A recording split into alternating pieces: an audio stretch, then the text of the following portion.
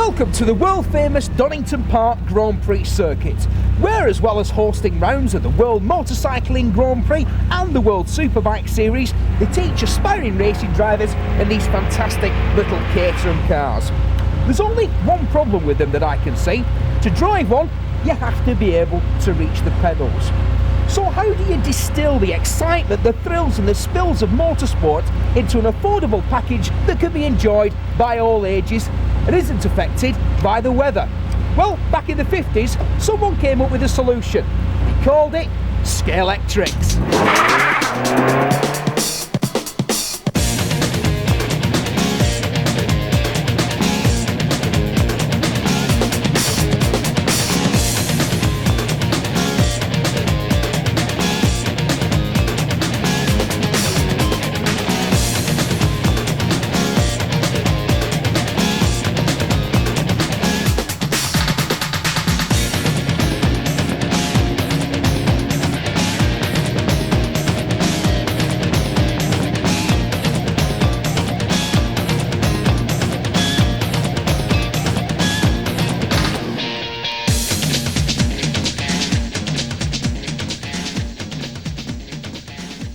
Today, red racing cars from Italy means one thing, Ferrari.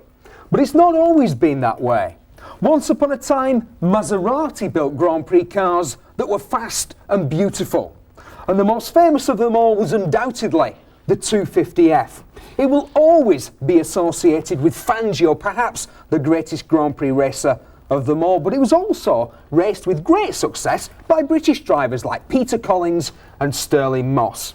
There's nothing like the 250F today, but if you were building model cars in the 50s for young boys with heads full of dreams, you simply had to build a Maserati 250F.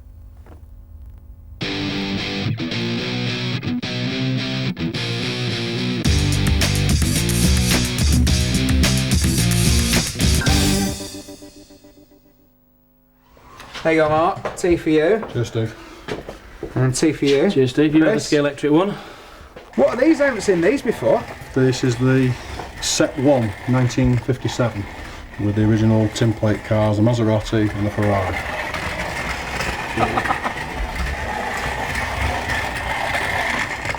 But it didn't start with the on here, did it? No, it didn't. Actually, these cars are conversions from an earlier system, which is the Scalex and Startex cars. The Startex cars. Basically friction-operated clockwork cars. You can see it says here it's nearly sort of been rubbed out by age. Mini models, limited, Scalex, Jaguar XK120. Yeah. And it's got some sort of...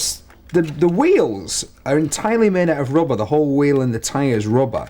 And there's some sort of steering mechanism on it. How did that work? Yeah, you could adjust it at the front here so that you got a slight steer as the car went away from you, having wound it up. You aim it to turn. So you revved it up? Revved it up and then you aimed it at sort of Dad in his chair by the fire and thought, I'll just get it between his legs. And then it's seen better days.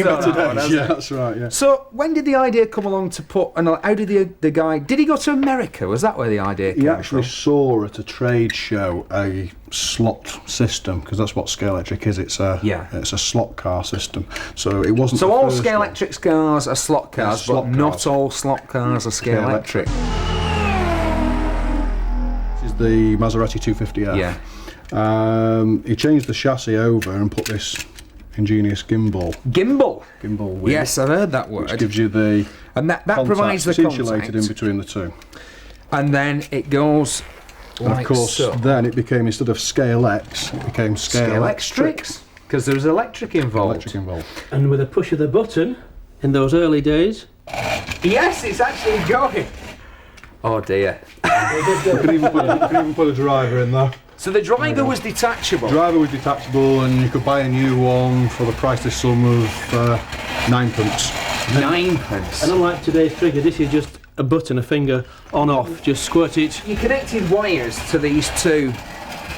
Yeah, it would be connected from a battery. You would actually set was designed with a build-in, which I think we've got one of somewhere. Yeah, there we go. And in there you would put all your ordinary batteries, and then you had a series of plates. You had to wire them all together to give you your power, which would go in at this system here, 12 volts now. The powerhouse. A powerhouse, yes. Good Lord, how much must that have cost in batteries? I bet they lasted about half an hour, didn't That's right, yeah. So later came the transformer.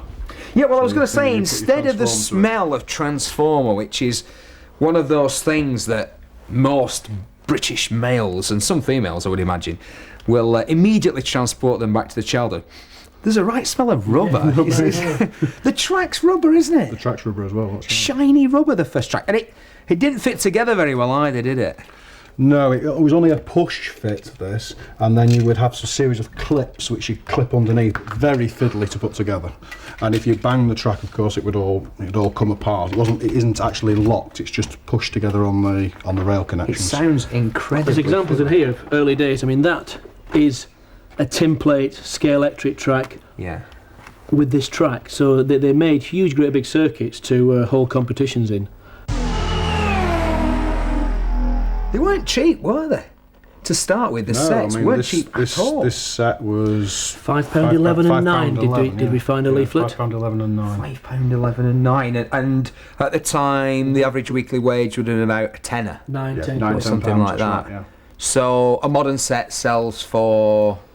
£100, £100. Average price, isn't it? Yeah. So it really they keep talking about real terms, don't they? In real terms, the price hasn't changed that much. The play value's increased quite a bit, hasn't it? I mean, What do you mean? I This is noticed that. fantastic. Yeah, but look at the way, even at modest speeds, that the car actually sort of.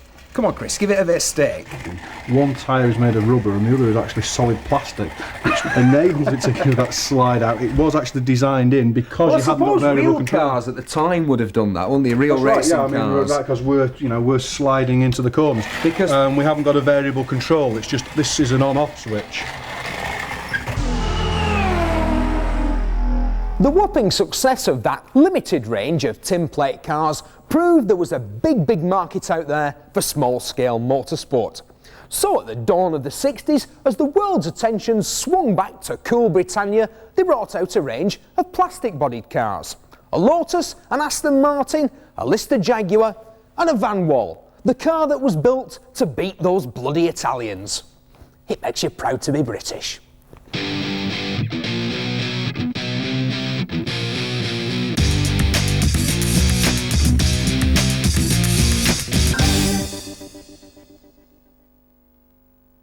It's the 1960s. Proper throttles. Made out of plastic. That's right. So, when it says variable speed, how did that work, Mark?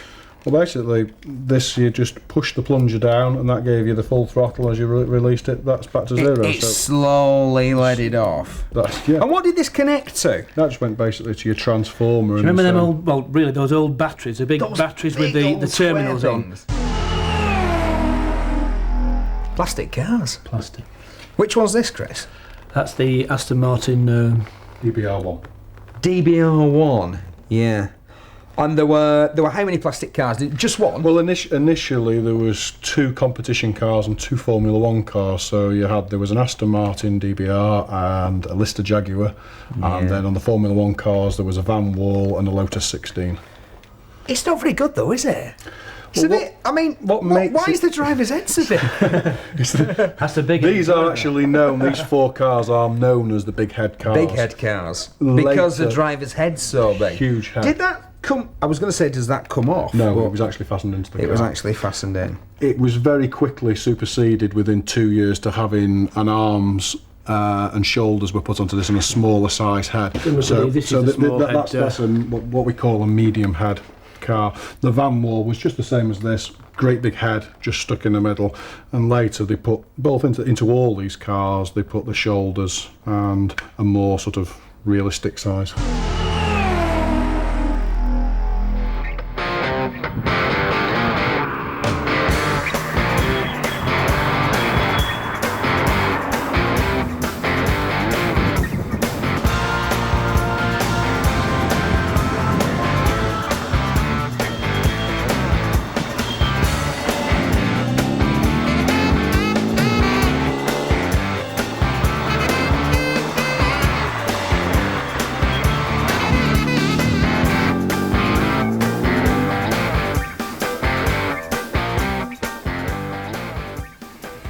Minis! Look at all these minis here. Stop. The Mini. When did they start? Did they start with... The Mini came out in about 59, didn't it? Yeah, Scalextric one starts in 1965. Right. That's a bit late, isn't it? Well, it does. Scalextric was only... Plastic ones were only about 5 years old at that point. Yeah. But this is the first one, the C76 Mini, front-wheel drive. Front-wheel drive, so that was a bit of an innovation. It was a total failure. A total failure? Yeah, didn't go very well at all. And look at that. The motor was a small 6-volt motor, and although there's actually a weight under the bonnet here, there's just a big piece of metal in fact, it doesn't get enough grip on the front. The tyres are tiny compared to the other cars of the same era, aren't they? Right, very skinny and no grip on them at all. Yeah. So not nearly as good as the real thing, although it has got sliding windows, I've noticed, yeah, like the real thing. They very quickly improved it. I mean, if you look at one of these here, we've got virtually the same body on this car, but now we've got a different chassis. So this is a very much sort of Monte Carlo. In fact, it's got the old Monte Carlo rally sticker right. on the front, Yeah, the the spotlight, famous symbol. spotlight on the roof. Spotlight on the roof. Paddy Hopkirk style. Yeah. Very much Still so. we've got the sliding windows. It's the same piece of glass, Yeah. in actual fact, will fit from either car. But on this one, we've now got the proper Scalextric motor and rear-wheel drive. Yeah, thank goodness, because it didn't work. It worked in the real car, front-wheel drive and a front engine. It doesn't work on the Scalextric car. Why did they think they could scale it down so that it'd work? The old race and chase banger racing. Was it popular at the time? Yeah, I think so. It was a kiddie's action toy, basically. I think you got More of a toy, isn't it? There's no windows in it. Well, there won't be. It's a banger. And it seems a little bit cruder, but more robust than the ordinary Scalextric's car. Probably because it was going to get banged up all the time, I would imagine. Yeah, I mean, this has got a totally unique chassis to it on this particular one. But in actual fact, what you're actually seeing is the 1275 GT Mini. Now, this is the one that was really popular. There's probably more of these around than any other Mini. But the cars are getting, for me, the cars are starting to look more simple in the construction, not quite as detailed and maybe not quite as nice as the 60s ones, because this was the 70s, wasn't it? This is the Mini that everybody recognises as a Mini, and so is the one they keep updating. The because this is what Scalextrics will do, won't they? They'll go back and reuse something. Yeah. And more than anything, the Mini represents that, doesn't it? Yeah, it does, yeah.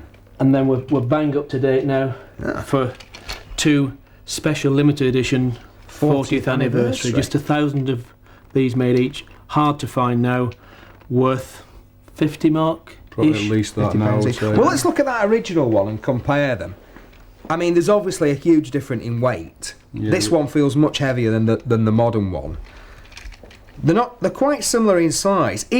And it looks like they've obviously it's got the sliding windows. So it is really, they're still using this, aren't they? They must be using the same same window. That window would come out on there and it would still fit into that car. It would click straight in. The mould is the same.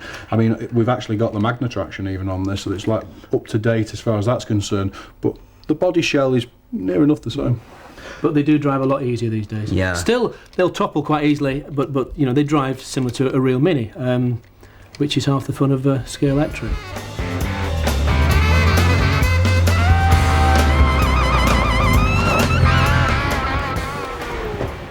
Elvis, Marilyn, Madonna. The Mini only needs one name, but unlike those others, it is proud to be British and always has been. Since it was introduced back in 1959, this remarkable little car has had an enduring love affair with the British public, mainly because for many of us, it was our first car. And in my dreams, my first Mini was a snazzy and smart Cooper S like this one, even though in reality, it was a sad and worn out Mark 1 850. The Scalextric's Mini has proved probably the most adaptable and versatile of all the cars that they've ever produced. And although the Mini is set to bow out this year, I'm sure that the Scalextric's Mini will go from strength to strength.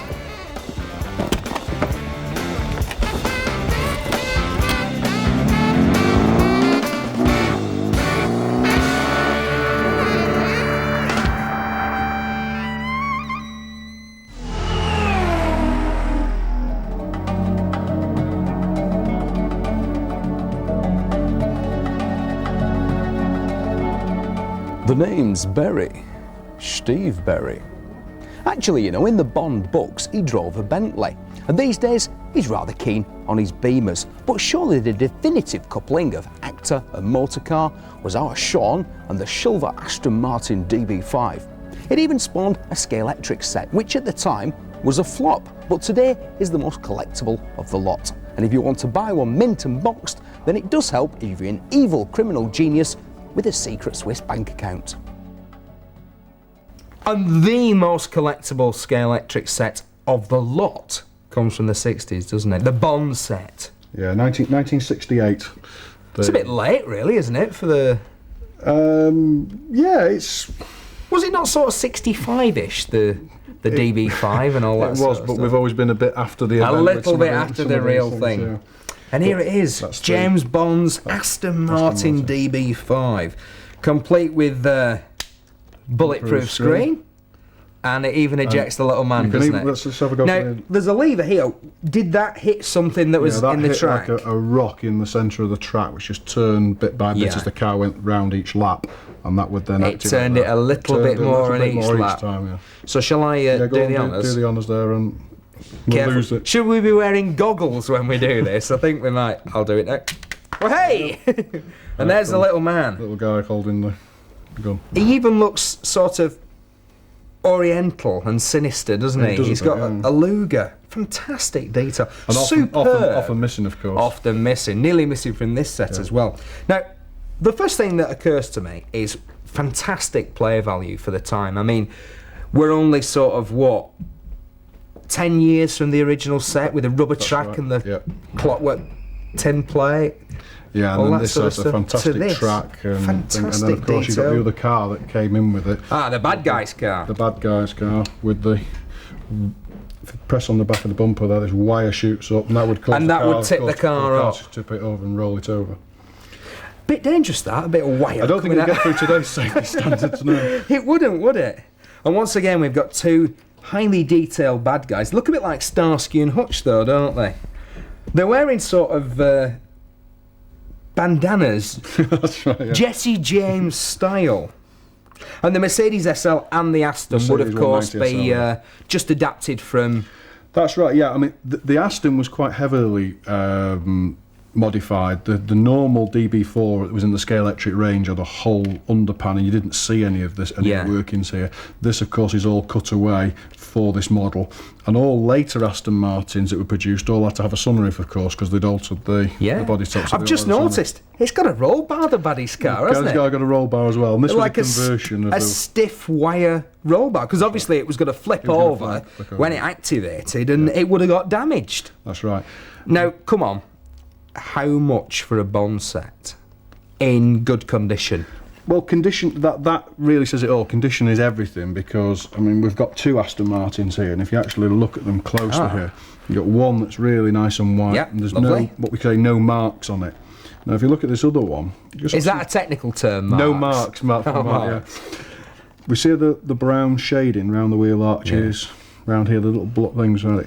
Which is called blacking, isn't it? Even though it's brown, people it's call called it the black blacking. marks. Right. And this is the scourge of Scalextric cars, dear. and the thing that most affects the values on collectible cars. It's like Dutch elm disease for plastic, is Plastic, it? that's right. There's no way that we can remove You that. can't get it out, you Can't get can't it out. polish it out or No. paint it out. No. Because the cars weren't painted, were they? No, they're all cast in the plastic. And that, he deduced, Sherlock Holmes style, is why they aren't silver, because every schoolboy knows that Bond's Aston Martin was silver, Mark. It's white. That's right. It's white. It's the nearest they would have got to it at the time, because they didn't have modern spray booths. What we've got to remember is they were toys, weren't they? That's right. The little lads that played with these didn't mind. They didn't go, oh, I can't play with that. It should be silver and it's white. No, So I think they were more bothered about things like play value than actually sort of pedantic little things like it had to be precisely the right colour or else it was no good. it, yeah. But the play value was fantastic, wasn't it? It was indeed. This was a really good set. And now you're going Although- to give me a price for one today. If I wanted a Bond set with the special track and the baddie's car and Bond's car, without the black marks, how much? A real nice one, £1,600. Really? So the car's improved rapidly. And one thing that really made it for me was the buildings. Because they gave it all the atmosphere and the drama, didn't they? We've got a few here. Yeah, from a very early 60s. You've got refreshment kiosks, control towers, first aid, pit stops, a whole range, far too numerous. There were just too many, weren't there? There were just loads. And they were all modelled on a real racetrack. All the buildings were taken from, and I know which one it was because I went to the revival meeting there. It was Goodwood, wasn't it? Goodwood. And the buildings today, though, are still modelled on these. Different colours, but the buildings haven't changed at all, really. But one of the favourite bits from this period is something like the Scalextric extension pack. So you've got figures, hump bridges, and one of my favourites, an operating accessory whereby these different flags, you make a checkered flag, pin in the middle, put them in that guy's hand, and then for play value you can start and finish. But, so he could black flag you, this guy. Black flag you, There's blue a black flag you, yellow flag, so you had to whatever flag. You had to cut all these out. Yeah. And glue them to a pin. Glue them in the middle. Put them in that little chap's hand. You can see there, the pin goes through there. Now, Mark, this set is complete original. Looks like it's never been out of its box. I would imagine there are very, very few of these left. How much would something like this be worth today? That's in that condition, something like that, probably £100. Really, is that all? I'm quite surprised. Yeah, in actual fact, it is surprising, some of these things. They are actually going up in price now, but they've not really commanded the same sort of prices as the cars. I think if you put that on internet auction now, would probably get about 150, 200 maybe. As we talk now, things are really starting to move price-wise on accessories. Look at this, 1/24th scale. This really was something. Fantastic detail on the car, isn't it? Superb car, these. They're really nice detail. I mean, the back suspension, and the exhaust here, yeah. Have a look at it. It's got, you can see like the dials, the speedo and the rev counter, and there's detail on the steering wheel. They've virtually painted an expression of grim determination on the face of the driver.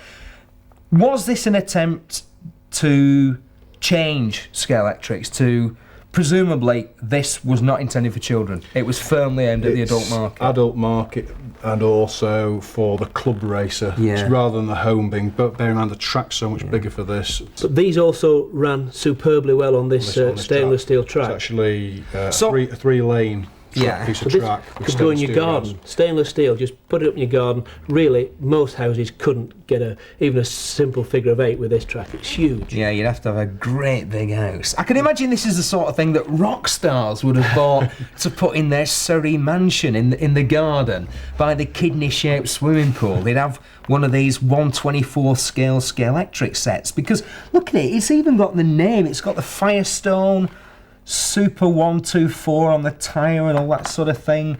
What sort of a motor did these things run? This is quite a big motor, and then the drop-down guide. Very well engineered and fast too. Were they quick? Yeah, they were, yeah. Even some of the saloon cars, there was actually 2 Grand Prix cars. This is the Ferrari, and there was a Lotus Indianapolis. Yeah, we've got the catalogue here, which... what year is this? A couple of the cars. That's getting towards 11th edition. The very back end of early 24th scale, really. And it didn't really last that long. Yeah. The interesting part on some of the cars was that on the other 2 saloon cars was an E-Type Jaguar and an Alfa Romeo. Is that what they call the Ace versions of those had brakes as well. Really? Which works on like a pendulum method. So as the car, as you shut the throttle off, the weights would move forward and pull on these little brakes. And I would imagine fantastically expensive. They were expensive then, and they're still expensive today. So how much for that one? That one's obviously been played with. It's been used, this one. It's been used. It's still in good nick though. It's all together. None of the stickers or anything like that seem to be missing from it. How much? That one, in that condition, about £450. Really? Yeah, it really is rare and sought after stuff. So, and what about the track? A piece of track like that? A piece of track like that probably doesn't command the price that it really should. It's probably £6 to £8 a piece, but it's actually rarer than that and should really cost more. Why did they stop building the 1/24th scale cars? Because how long did they build them for, was it? It's probably about 3 years in total. I just don't think the sales merited any further investment, did they, Mark, really? No, I mean, these were expensive cars to produce and to manufacture. And just think what they'd be like if they'd continued to make them and they were making them now. They'd be fantastic, wouldn't they? Yeah. What a shame, never mind. Oh, yes, I had one of these. You see, I inherited my Scalextrics from a couple of older lads who lived down the road, the bikes and sidecars. They knew I was mad on motorbikes, so they gave me one of these sets, which, as Chris is demonstrating, weren't very good, were they, Mark? This is actually earlier than that. These are the two basic systems of the motorcycle and sidecar. Yeah. And this set looks like it's never been played with, hardly been out of the box. No, it's a mint set, that. Band driven. I can see now. At the time, I thought they were pretty damn fancy. But I can see now why they were so rubbish. Because look at the width of that tyre. It's Nothing pathetic, isn't it? Elastic band drive to the rear wheel.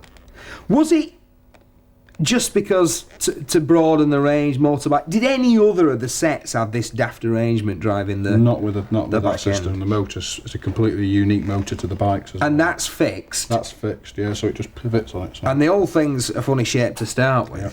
So it's no wonder that they barely stay on the track. That's right. Did it sell well though? I think it did fairly well. Yeah, they were fairly popular. Yeah.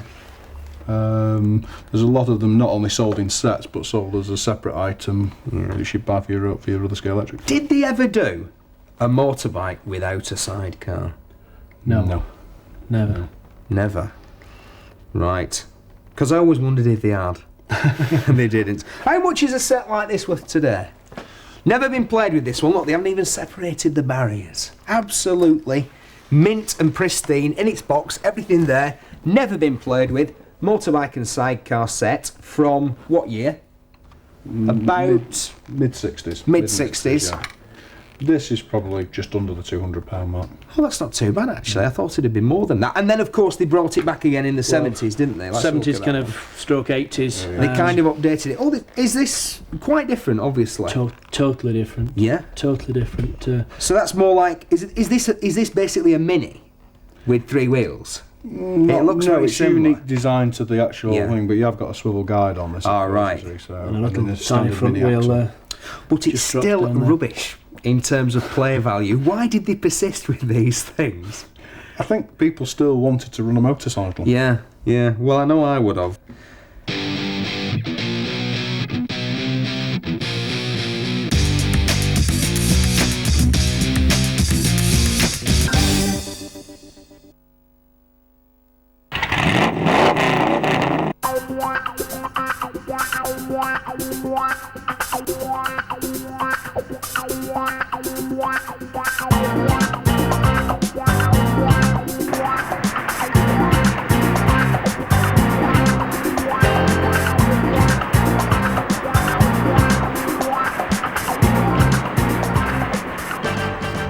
The Harvest Gold metallic paint job, the brown and beige plaid upholstery, the distinctive wedge-shaped styling.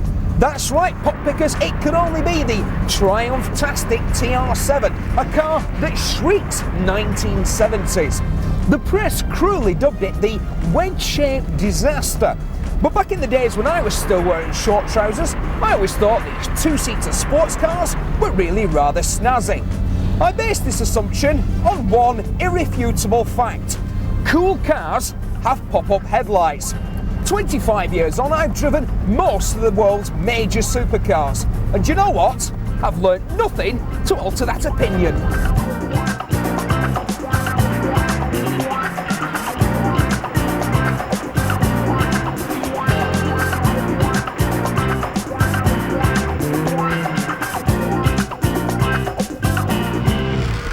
Hey, what could be more 70s than a TR7 then?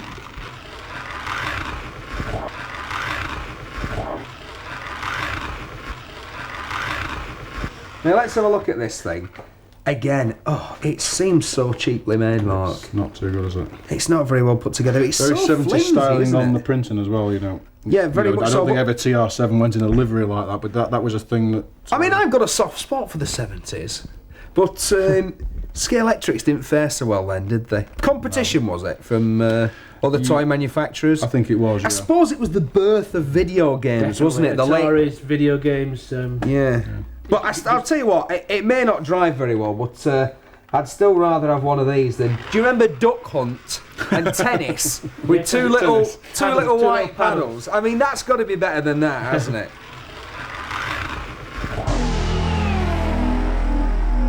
But it's not all been motorsport, has it? It has up to now. The vast majority of it has been motorsport. But I've noticed in this 11th edition of the catalogue, Chris, and I believe you're something of an expert on this, if you turn to the back pages, Jump Jockey. Electric steeplechasing, no less. Mark, bring the set in and plonk it on here. It's a huge, great set. Oh, put it up. Green track. Green track. What was... Entry, haydock, you name it. Really? As it says, basically, horses. For courses. Little tiny. They're tiny. In scale, though. Perfectly scaled. Right. You basically got a Minnick motorway engine, motor.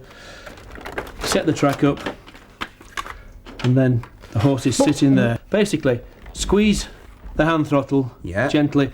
The horse will go along. The horse went along. When it gets to the fence. They actually underneath here you can see a wiring configuration. Yeah. Where it's cross-wired. It cross-wired. So you have to double-click your hand throttle to get the polarity right. The horse will then go over, if you're lucky, and continue racing. If you don't get your polarity and your hand throttle right, the horse shies. You're having me on! And eventually goes backwards. I was going to set it up for you, but it is a little bit tricky. Right. Takes quite a long time, and this is mint. Never really been run this one, so we decided not to do that. Not to do that. Probably best. Another interesting feature, though, the actual starting gate. Yes? What are you going to tell me here? I'm going to tell you that until you actually open the gate up and allow contact to be made there, the horses can't go. So it's really proper Grand National job. And what sort of price for one of these? Mint? You've never seen one before? You'd think a lot. I would. Sadly, no. Probably. What do you mean, sadly? Under £100, probably. Really? Really. And I think it should be worth a lot more, but they're not as desirable as what I think they should be. Now, I've been looking at this brochure at the Jump Jockey thing has quite intrigued me, and I really would have liked to have seen it go, but I appreciate you don't want to play with this set. But I have discovered that you two have been lying to me, because you said that there's never been a solo motorcycle, and here it is, as part of the Jump Jockey set. For Scalextric, but this is Jump Jockey. New, yeah, a solo motorcycle. On 4 wheels, and it's 6-wheel motorcycle. A 6-wheel motorcycle. So presumably this guy was he went round the Jump Jockey course, which would have been a bit strange, and he was a bit of a sort of what they would have called scrambling back in those days. I can honestly say I have never ever seen that particular piece of equipment, and how he's going to jump over these fences, I really don't know. But do you think that this is something that was in the brochure but never actually existed?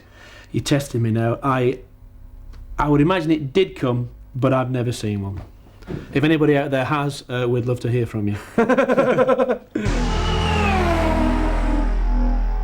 Just pass me that catalogue again, please, Chris, because the other thing I noticed about this, 1970, again, the 11th edition, You Steer. You Steer. So 70s, wasn't it? Let's have a look at one of those cars. What was You Steer? It's basically a system whereby with... You steer? You steer. But how on earth do you steer a car that runs around in a slot? It's like trying to steer a train, isn't it? Yeah, but with the hand throttle and the steering wheel, which we'll show you later, you could actually move the car over obstacles in the track. It didn't actually steer as such. Right. What did it do? Oh, this is the throttle. You had a special controller to control it. So there was your normal... Let's put the car down. Your normal control on the trigger. Yeah. And you had the steering wheel. Now what that would actually do would send the lever either one way or the other, which would give the appearance of steering, so the car would move over to the centre of the track or over to the other side of the track. You would invariably have borders all the way around the track as well. So you've got this steering wheel, so you had the pretence of actually steering the car. Yeah. But what they did do was they converted existing cars, didn't they? Existing cars, yeah. So that was the Ford 3L, and here we have a Ferrari P4. Yeah, let's look at that one. The Lamborghinis. They were all existing cars with this whole new back axle assembly just clicked into the chassis there. You could either buy a set with set track, layout, and You Steer hand throttles. And this is one that would have had two controls, 2 cars in. This would just simply have had 1 car, 1 controller. So they allowed you to sort of... You didn't have to throw out the baby with the bathwater. You didn't need new track and new... Well, you needed new controls. But they basically sold you a pack to convert what you had already into a used steer set. You could buy this great big huge used steer set, or you could convert what you'd already got. So why did they do this? I mean, one thing that I notice about these cars, compared to the 60s cars, is how cheaply made they seem to be. These plastic bodies, it's cruder, it's not as detailed, the thing is though, it's probably more toy-like. It is. It's sometimes hard to bear in mind, and you must bear it in mind, that these were toys. Yeah. So was this an attempt to make the toy more durable? I think it was also cheaper to manufacture Cheaper as well. to manufacture, yeah. Do people collect used steer? Is it rare? No, it's not. It's not. And from your tone of voice, I've got the feeling it's not going to be very valuable. Not at all. A bit like Jump Jockey. It's not as bad as Jump Jockey. So, how much for a used steer set? How much one of these conversion kits like this? Something like that in the box with 2 cars, about £50. Really? Yeah, it's. Did these things get hot? That's with good condition cars as well. Really? Obviously perfect condition cars. I mean, you're going to be able to buy cars that have been heavily used for £10, £15. With power steering. Quite often these don't work though. Why, were they a bit complicated? They're a bit complicated here, and there's more often than not they don't actually work. Yeah, your resistors can burn out as well, so it's... Yeah. What's the greatest Grand Prix car of all time? Good question. Is it Fangio's 250F? Is it Jackie Stewart's Tyrrell? Or perhaps Nigel Mansell's Williams Renault? Well, I suppose it depends on how old you are, really, when you first got into motorsport. Me, I'm a child of the 70s, so my vote goes to this 1974 Lotus Cosworth Type 72, and not least because it comes in gorgeous JPS black and gold. Of course, today one of the biggest controversies in Grand Prix racing is tobacco money, and it was controversial back then. John Player Special. I feel 13 again, Mark. Very popular, wasn't it? It was, yeah. Yeah, good looking livery on a car. It was. Looked fantastic with the gold wheels. Yeah. Lovely thing. How much for one of these now, like this? Has this one ever been played with? Yeah, it has actually. It has been used. £25, £30. Not really much more than a new car. Really? New car, yeah. Oh, right. So if you're going to start collecting, you might as well This is the stuff to start collecting. with the 70s stuff, yeah, because I think so, because that's going to go somewhere. right now the prices are right, Yeah. but they're bound to increase in the future. Yeah, quite. So it's no good buying all that 60s stuff. The prices of that, it's already set. It is. But this sort of thing, 25 quid, you can't go wrong, can you? That's right. Yeah, Lovely. it's going to go up in value, this sort of stuff. The Donington collection houses a century of motorsport, from cartwheels to carbon fibre. But the one thing that unites nearly all of the cars here in the collection is the number of wheels that they have. 4 would seem to be the most popular number. But this is the infamous 6-wheel Tyrrell. The idea was that having 2 slim wheels in tandem at the front caused less drag and made the car go quicker. Unfortunately, the driver couldn't see them, so he couldn't see where they were on the track or if he had a puncture. They weren't very popular with the drivers, the 6-wheel cars, but they were very popular with Quick Fit. Well, how about a 6-wheel Tyrrell, Steve? I had one of these, the 6-wheel Tyrrell. Did you though? Just or like did that? You, was it like that? I'm or did you- sure I did. I had a 6-wheel F1 car. Well, that's most people who say, oh, I've got a 6-wheel Tyrrell. It's actually one of these. Right. The actual 4 wheels are at the back, and that's actually a 6-wheel March. So the March has got the wheels at the back and the Tyrrell's got the wheels at the front. Yeah. So people are far more likely to have had the March And they always say I had a Tyrrell. than the Tyrrell. Yeah. Now, this one's got Rothmans all over it, and today you'd never be able to get away with that, would you? You couldn't sell children something with cigarette advertising all over. That's right. Well, you wouldn't even, shortly after that was produced, later you can see there's the later version of it where the Rothmans has gone and it now just says March on it. Was that because the legislation changed It did, yeah. about F1 cars, or was it specific to Scalextric? Did Scalextric make a decision? It was a decision. It was of real them. cars, It was wasn't it? real cars, and certainly also in as the UK, toys. they couldn't put cigarette advertising on cars, so I think Scalextric had to follow suit and change it.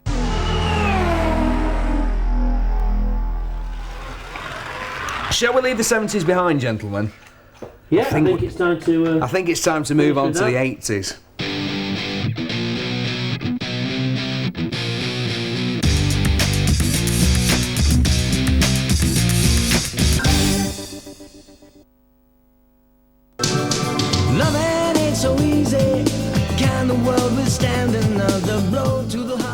This is £75,000 worth of brand spanking new Porsche Carrera supercar.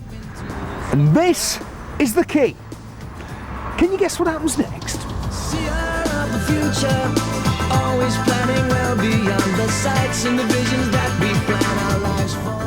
The £75,000 price tag and brain-frazzling performance of this Porsche 996 Carrera assure it of supercar status. However, despite its stunning speed, it's really quite a practical car. It's got 2 seats in the back, plenty of luggage space and great all-round visibility. It's as happy trickling through town as it is doing a ton 50. Oh yes, when you go supercar shopping, your heart might say Ferrari, but your brain is shouting Porsche. However, if like me, your wallet is insisting on Proton, then you might just have to make do with the Scalextric version. But you're being good company, because down the years, they've sold millions of them. In fact, the Scalextric's 911 is the best-selling slot racing car ever. Get away from the power in your love.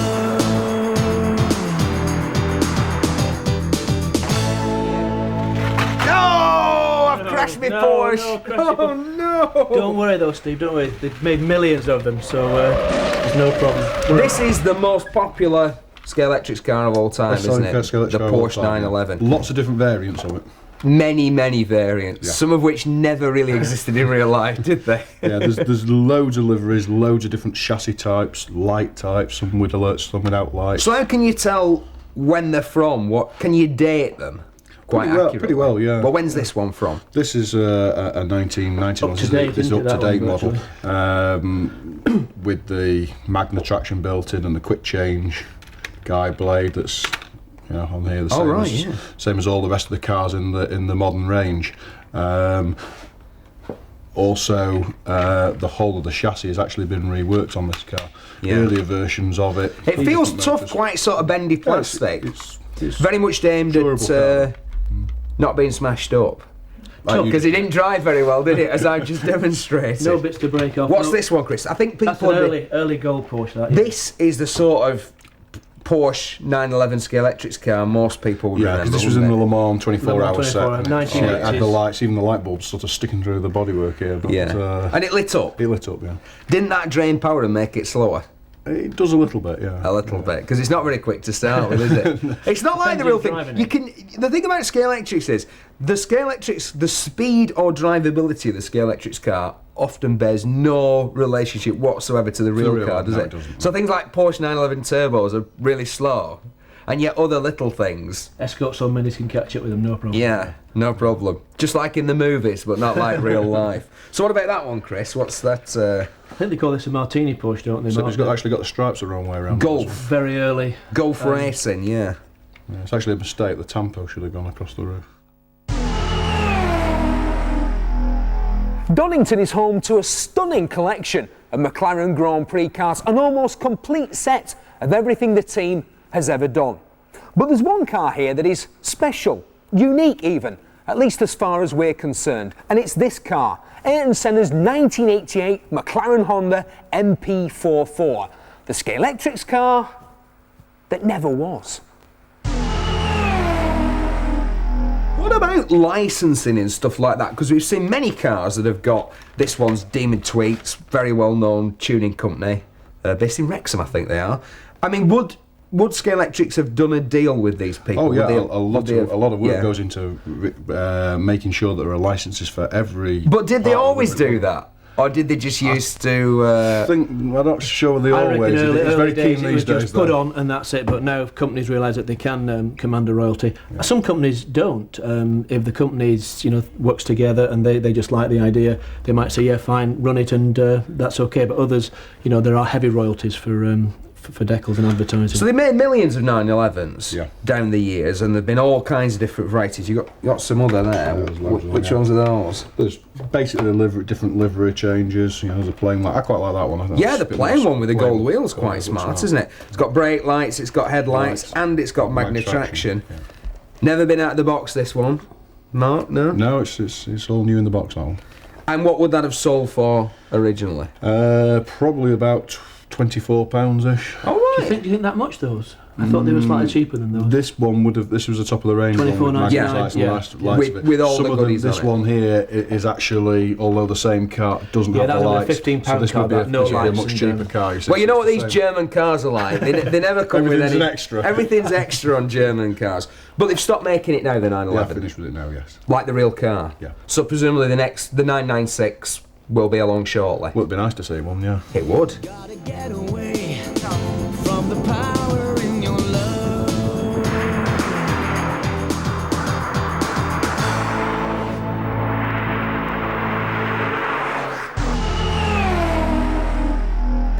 So, this is the 80s, isn't it? The That's right, 260Z. yeah. Early 80s. Yeah. It seems pretty unsophisticated for a Scalextric car. They seem to get, as we come from the 60s to the 80s, they seem to get more and more simple in the construction. But the 80s were dominated by race cars, weren't they? Scalextrics really moved towards the F1 and the sports cars and stuff like that, more so than they had done before. Yeah, and there's a whole range of cars all through that. Especially in the early 80s, the range was really big, from XR3s through to Le Mans cars through to trucks. But this, I know, I was going to mention the truck because this one's caught my eye. This is yours, isn't it, Chris? This is the pride of your collection. Seldom run. Maybe not Oh, the pride. come on. But Jump Jockey's the pride. Jump Jockey, Jump obviously. Jockey is the pride. It's the T45. It's here in the brochure. The Leyland T45. What on earth were they thinking of? I think that isn't that when truck racing came into being quite. Yeah, it probably quite was. on various race circuits. It says here in the publicity. When would this brochure be from? That's Approximately? about 84. About 84. So it says that this was a vehicle built by British Leyland. For kind of the racing team. Yeah, it says the truck Grand Prix, so it Yeah. was obviously. But the racing trucks, I have to tell you, Chris, they didn't have the tractor unit on No. there. This we can lose a unit, but we can probably take it around. Well, I'm dying to see how this thing goes, because I'm convinced that it's not going to. It's going to go, but it won't get under the flyover. Well, obviously, See? go on. Whoa! Hold on.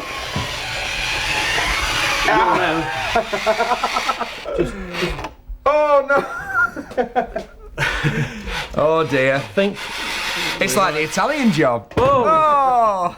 that's a few bob down the drain. It doesn't seem to have a big motor in it, though, even though it It's had a to... small motor and it's geared down, which is why there was all that noise when you hear it running things. So it's not very fast. Full speed is about what you saw there. What's this, Chris? What is it you... Those are the bits and pieces that you don't pull onto bits. For goodness' sake, let's not. You'd ruin the I'll just value. snap this up, you'd yeah. ruin the. But yeah, that's. So these are extras for the those- outside. The chrome yeah. all fits when you onto see, it. look, Oh, the yeah. bull bars, the horns, the air horns, the mirrors. Yeah. That's why this is quite scarce, because most folks straight away, as you do, pull them off, stick them on. Yeah. But this one, So, very Hasn't rare been this, touched. Mark? The T45 fairly rare, yeah. Now, I'd fight shy of saying that it must be valuable, because you keep telling me that just because things are rare, it doesn't make them valuable. this but... one must be valuable, surely. This one's over £100. Right. Okay. The old Sierra Cosmo. So how different would these two be in the way that they're put together? Because this one just seems to hold the track a lot better. It seems a lot quicker and better put together than the Datsun. For the first time ever, you've got floating front axles there. If you can just see they wobble. You've lights again, magna traction on this. And What would the price difference of these pair be when they were new? I would think about £10. We're about the £24.99 for a Cosworth. Under the £25 region. Probably £14.99 for your Datsun. Because unlike real cars, Scalextric's cars haven't really gone up in price, have they? It's not quite rip-off Britain when it comes to Scalextrics. No, it's fairly been fairly stable for the past 10 years.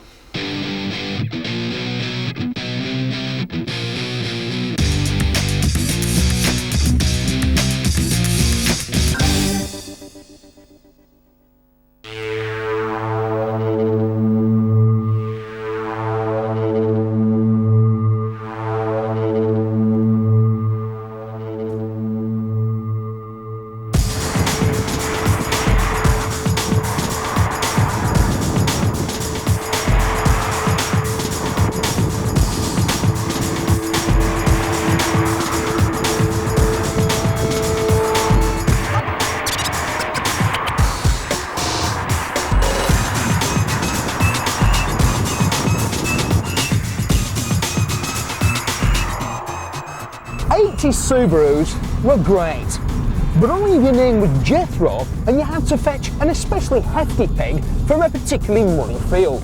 But in the 90s, Subaru's image was transformed. They went from rural to raunchy in one car. This car, the mighty Impreza Turbo.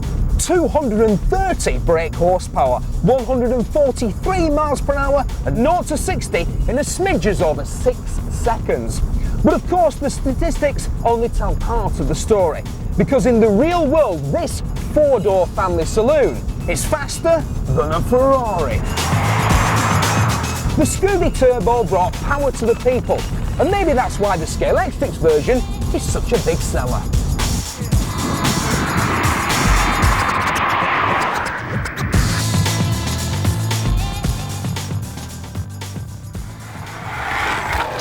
The 90s, and a real return to form, wasn't it? Just look at the detail on this suit. How on earth did they get that sort of detail on the cars? Well, this has been sprayed actually, instead of just the plastic. It's been through a spray booth, and then you've got the tampo printing on top. But the tiny writing on here, Pirelli and Beta and NGK and all the details. Yep. How did he get that on the cars? That's actually printed on with what they call a tampo block. Right. At home, we've now got some of the best, most up-to-date machines anywhere in the world to tampo print.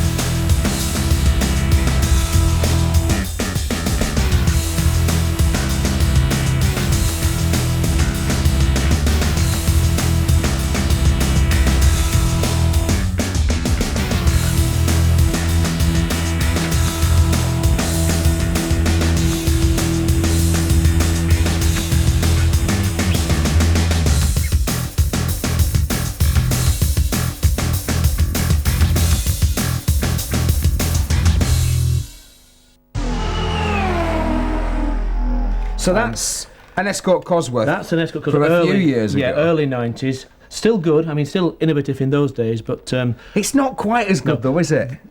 nowhere near. But considering what we've seen before, it is a vast improvement. Now these things fly. These new cars. Why do they hold the track so well? Why are they so quick? How did they modify The them? guide is the secret here. Yeah. The guide's set a lot lower into the chassis and flush here. And a lot further forward as well. Further forward, and so that the whole thing sits on the track better. The technology is very similar though, isn't it? The motor, It is, yeah. the drive, the guide. It's just evolved Well, over the the other thing years, is we're hasn't not it? going round bank curves now, so the axle's set, Yeah. so the front axle's not got as much movement. But the 90s was an era of supercars. I mean, if you look at the selection we've got here, Steve, from Lamborghini Diablos to Paragon Porsche GT1s, Jaguars, TVRs have come in. Lovely Mondeo, not everybody's cup of tea, but it's a lovely Scalextric car and drives very, very But well. the whole Scalextric's market changed, didn't it, radically in the 90s.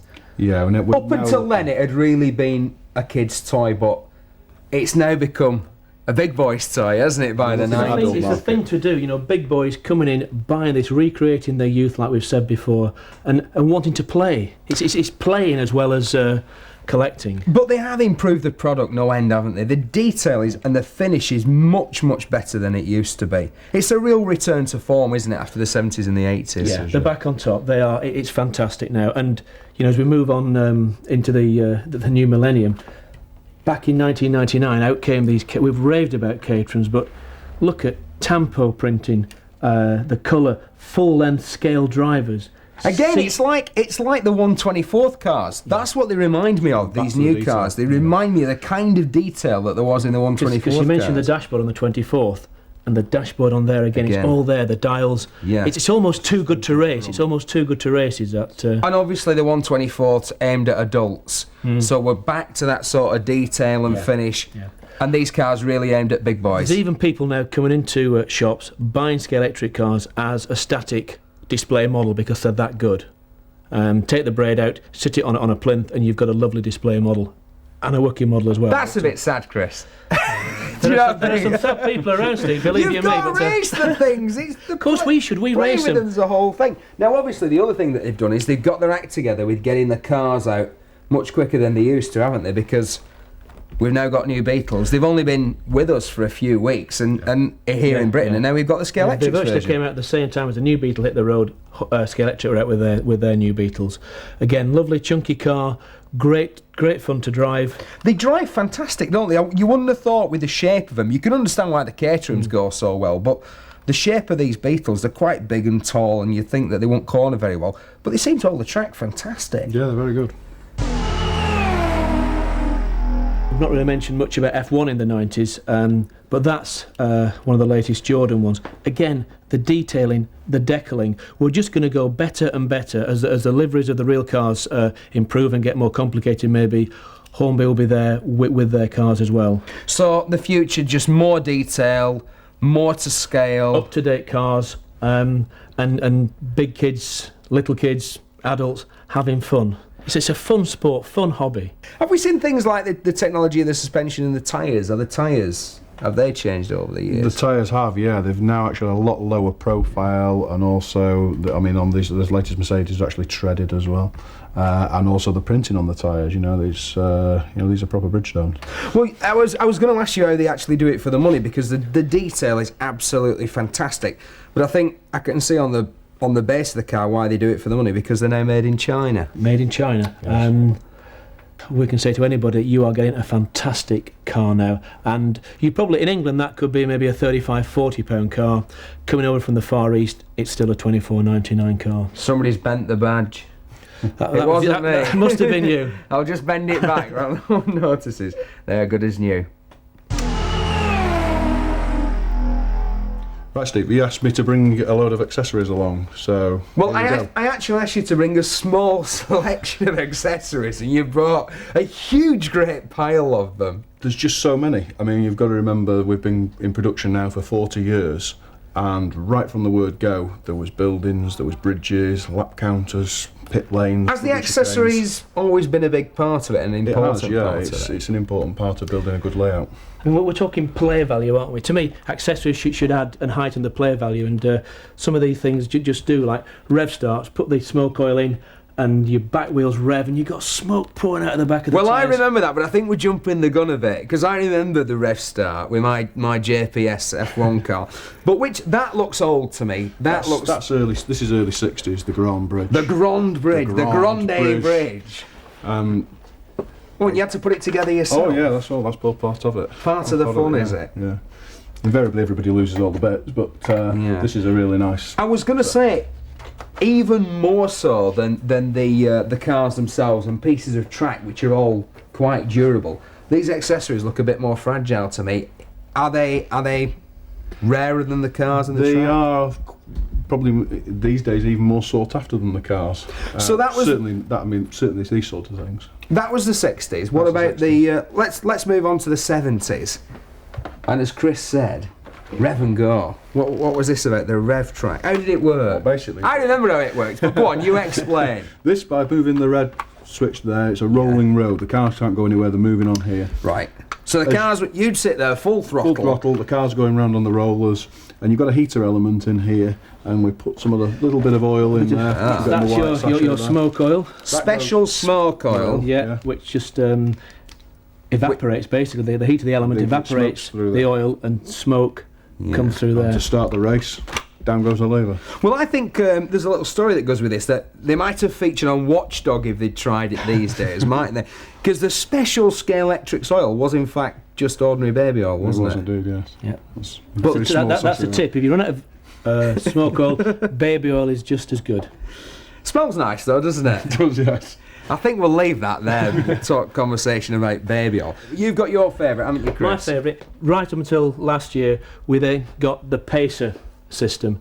The Pacer is your electronic friend. Basically, lane 1, you press the program button, right, and we've got now between 3 and 100 laps to set a reasonable time on the circuit. So I'm just going to run a couple of laps here with the Batmobile, and what the Pacer will now do is replicate my best lap time. We press the race button now, and the light will flash, Batmobile will go, and then I chase the Batmobile with the Porsche. So the Pacer has remembered exactly how I drove my fastest lap. It's replicated my fastest lap. So you don't need a friend. Don't need a friend. You don't need to bribe a younger sister. Nobody, not at all. No, somebody like Billy No Mates can play with this to his heart's content. I mean, this was a thing when you buy yourself a Scalextric, you could never try and get two cars. Well, everyone did that. Everyone's tried to race. I don't know anybody who was successful. It just doesn't work. No need anymore. That's got to be the best accessory they've ever made. Fantastic. I'm off. It's absolutely fantastic. You can play for hours by yourself now. Absolutely hours. Chris, you know all about this. Come on, explain how the think tank worked. Look at it. Think tank. You had to.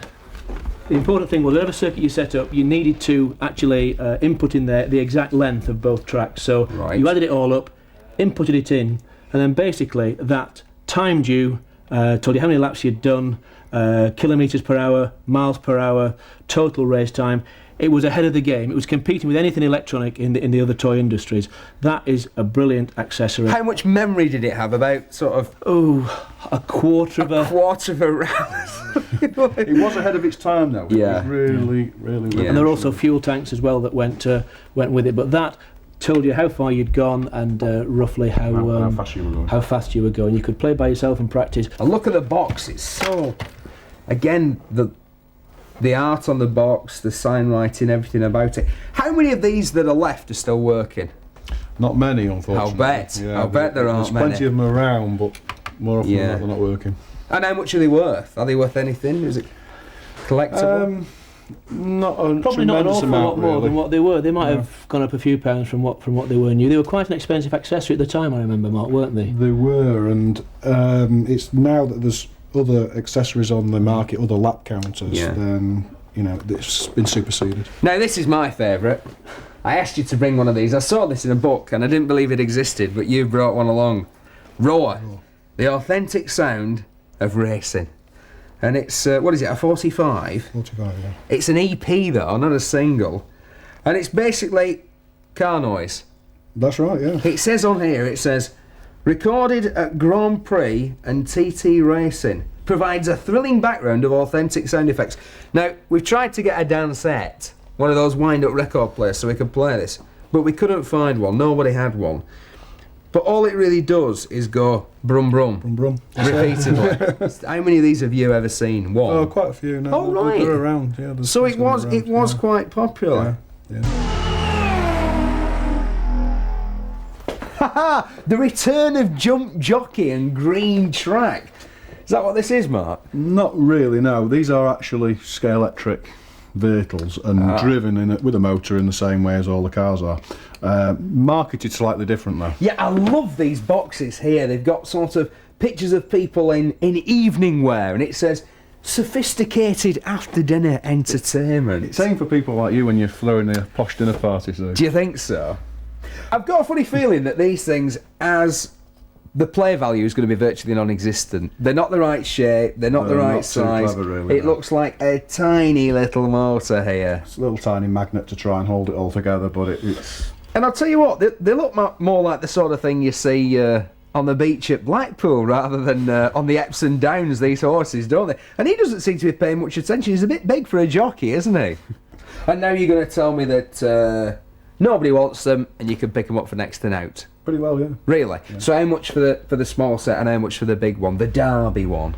The Derby ones of the more would be the more sought after because it's a 4-lane system, and a big set. Yeah. But it probably wouldn't even fetch today what they actually cost. Really? When they were new. And is that the latest example, the Batman Chase set of? That's yet another example of a special merchandised set, and again with the turtles. It seems something that they've had a go at sort of sporadically. It's not like the Corgi models where the little die-cast cars where every time a film or a TV series there's a Corgi model. Scalextric seems to have been a bit more sort of hit and miss with what they've done on the merchandising they seem to side have been of things. Sort of just that bit late quite often, and sometimes miss the boat if you like. And there's nothing here to touch the Bond set. That must be the ultimate example of The Bond set a is the merchandising best set. Fantastic play value, great nostalgia, Yeah. and I don't think they'll duplicate that, do you? No, I don't think so. No.